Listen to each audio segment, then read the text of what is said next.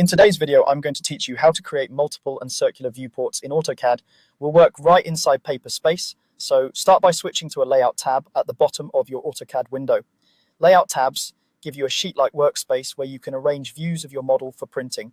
If you see a default layout, that's perfect. Click it to enter paper space. Before placing viewports, let's set up the page and print settings so everything scales correctly. Right-click the Layout tab and open Page Setup Manager. Click Modify, then choose your printer or plotter, the paper size that matches your sheet, and the orientation, either portrait or landscape. Confirm with OK and close the manager. Getting this right up front ensures your viewports will plot at the intended size and scale. Now let's create rectangular viewports. On the Layout tab, click Rectangular Viewport. Click to place the first corner on your sheet, then click again for the opposite corner. You've just made a live window into model space.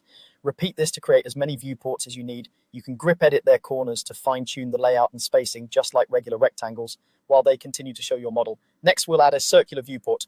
On the Layout tab, click Polygonal Viewport. At the command line, start the circle tool by typing circle or pick it from your tools. Click to define the center, set the radius, and complete the circle. Press enter, and the circle becomes the viewport boundary. This gives you a clean, round view that's great for callouts or design highlights. To control what each viewport shows, double-click inside a viewport to activate it. Pan and zoom to the area you want. For a precise scale, use the Viewport Scale drop-down on the status bar and choose the exact scale you need.